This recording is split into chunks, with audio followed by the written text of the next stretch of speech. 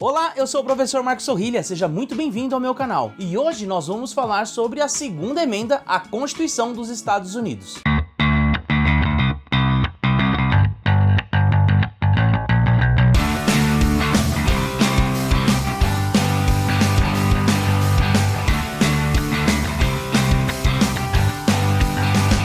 A segunda emenda é tema recorrente nas discussões sobre a posse e o porte de armas, não apenas nos Estados Unidos, como aqui no Brasil. Por aqui, tanto os defensores quanto os opositores da posse de armas recorrem a essa emenda à Constituição americana para sustentar os seus argumentos. Os defensores alegam que lá na terra do tio Sam, a posse ou o porte é tido como uma liberdade individual e, por isso, um direito dos indivíduos de protegerem suas propriedades e sua vida, consagrado em um documento de mais de 250 anos. Já os opositores alegam que se trata de uma peculiaridade histórica dos Estados Unidos e que remonta ainda ao tempo da sua independência, aplicada em um contexto histórico e social muito distinto do Brasil e que, por isso, não deveria ser usado como um modelo. Lá nos Estados Unidos, a discussão também existe e vem à tona recorrentemente, principalmente quando algum ataque em massa com o uso de armas ocorre em território estadunidense. Infelizmente, como os ataques por lá são frequentes, a discussão também. Mas afinal de contas, o que é a segunda emenda à Constituição dos Estados Unidos? Ela de fato defende o direito das pessoas terem arma? Ou ela é uma legislação obsoleta e que deveria ter caído em desuso há pelo menos um século? Vem comigo que eu te explico, mas antes, já sabe, né? Sabe. Se inscreva no canal, ative o sininho das notificações e deixe um like no vídeo. Todo youtuber fala isso pra vocês e é verdade. Se você gosta do canal ou gosta dos conteúdos que eu trago aqui e quer que mais pessoas tenham acesso a eles, a melhor forma de ajudar é deixando o famigerado like. Bom, vamos começar pelo básico. O que diz a segunda emenda? Abro aspas. Sendo uma milícia bem regulamentada, vírgula, necessária para a segurança de um Estado livre, vírgula, o direito do povo de manter e portar armas não deve ser violado, fecho aspas. A grande fonte dos problemas para a interpretação dessa emenda está justamente na forma como ela foi escrita, dividindo a sentença com esse aposto explicativo que eu marquei com as vírgulas. Por isso mesmo, existem duas formas de se ler esse parágrafo e é o que causa toda a confusão. Para alguns estudiosos, a segunda emenda não trata do porte de armas, mas sobre a regulamentação de milícias. Assim, para eles, a forma correta de se interpretar essa sentença seria a seguinte: o direito à posse de armas existe exclusivamente para que os cidadãos de um estado se organizem em pequenos exércitos visando a defesa de seus territórios contra a possível tirania do governo federal. E se nós voltarmos no tempo e olharmos as discussões que existiam em torno da Constituição de 1787, a gente percebe que esse argumento faz total sentido. Conforme eu já contei aqui no canal em um vídeo sobre a primeira emenda, que vai aparecer num card aqui para vocês, a Constituição dos Estados Unidos é o momento em que o país deixava de ser uma confederação para se organizar como uma federação. Foi o momento em que as 13 colônias deixavam de ser estados soberanos e passavam a se organizar como unidades federativas, tendo um governo federal liderado pelo chefe do executivo. E essa reorganização trouxe inúmeras indagações sobre o futuro do país e com elas o temor de que os Estados Unidos voltasse a ser vítima da tirania de um chefe de estado, agora representado pela figura do presidente e não mais pelo rei, como na época das colônias. Esse temor ficaria ainda mais evidente quando a Constituição estabeleceu em suas linhas a organização de um exército regular permanente que se manteria ativo, inclusive em época de paz. Meu Deus! E agora, se o presidente quiser usar o exército contra nós? Fudeu de vez!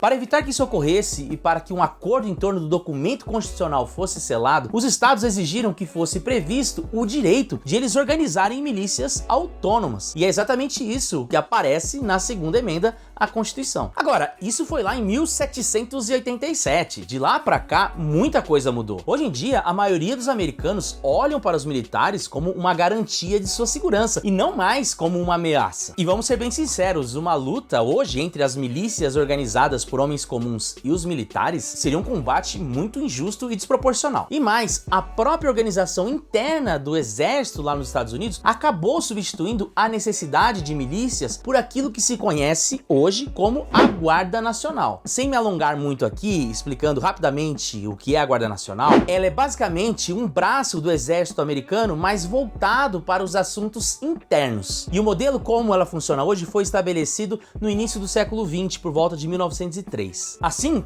cada um dos estados, mais o Distrito de Colômbia, os territórios de Porto Rico, Guam e Samoa, possuem a sua própria unidade da Guarda Nacional, cujo chefe dessas mini forças armadas é o governador de cada ente federativo e não o presidente da República, não o presidente dos Estados Unidos. O que, de certo modo, estaria em acordo com aquela visão de se proteger do governo federal, que era um temor dos estados. Ou seja, se a segunda emenda foi elaborada para proteger os estados do chefe do executivo e do seu exército, podemos dizer que essa lei não faz mais sentido e não corresponde mais aos temores que os pais fundadores possuíam, certo? Mais ou menos, pois é aí onde entra a segunda interpretação que eu mencionei e que é feita pelos defensores do porte e posse de armas. Voltemos ao texto constitucional. Abro aspas novamente. Sendo uma milícia bem regulamentada, vírgula, necessária para a segurança de um Estado livre, vírgula, o direito do povo de manter e portar armas não deve ser violado, fecho aspas. Nesse caso, a formação de milícias somente seria possível pois o povo possui o direito de manter e portar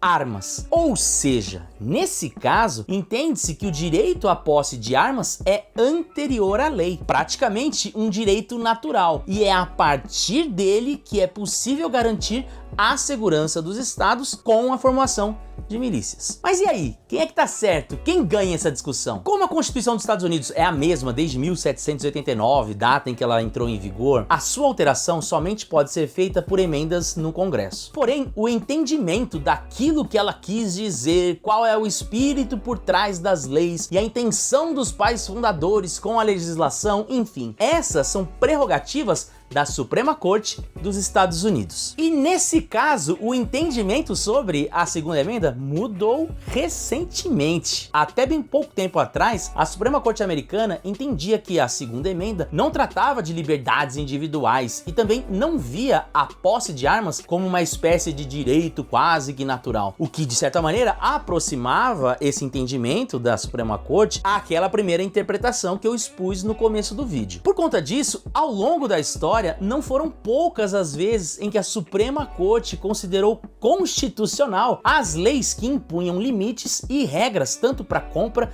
quanto para o porte ou a posse de armas. Exemplo claro disso se deu no caso Estados Unidos versus Miller de 1939. Como uma resposta ao crime organizado e também por conta do massacre, do famoso massacre do dia de São Valentim, o Supremo Tribunal decidiu que certos tipos de armas poderiam sim ser regulamentados e tributadas conforme previa a Lei Nacional das Armas de Fogo. Foi apenas em 2008, como eu mencionei, que houve então a revisão dessa decisão pela Suprema Corte. Eu estou falando do caso DC versus Heller. Não, Marvete. Não é essa DC. Não.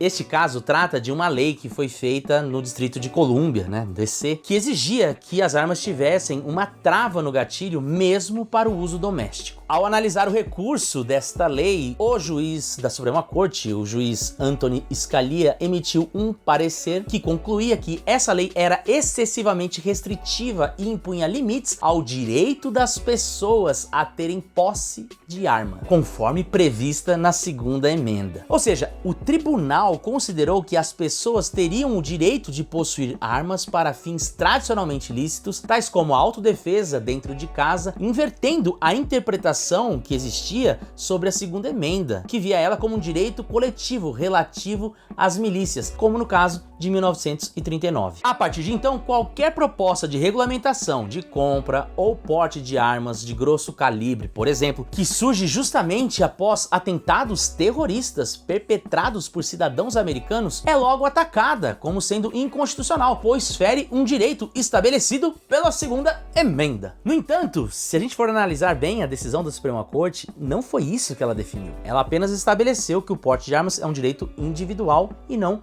um direito coletivo. Ou seja, essa decisão não impede a criação de novas leis de controle de armas ou a exclusão das antigas leis quando elas já não servem mais ao seu propósito. A única razão, então, pela qual novas leis federais de controle de armas não são criadas ou proibidas é simplesmente a falta de vontade política ou de um consenso político em torno do caso. Mas e você? O que você acha disso? Acha que o porte e a posse se configuram sim como um direito? Ou você acha que não, que a segunda emenda trata de um assunto já superado? Escreva nos comentários. Evidentemente que esse vídeo é apenas um resumo das discussões em torno da segunda emenda, apontando aqui brevemente os principais argumentos de um lado e de outro da contenda. Se vocês quiserem que eu volte aqui para falar sobre os vários entendimentos da Suprema Corte a respeito do assunto ao longo do tempo, ou então sobre a relação dos americanos com as armas de fogo e como isso se constituiu ao longo da história, já sabe, é só comentar que eu volto aqui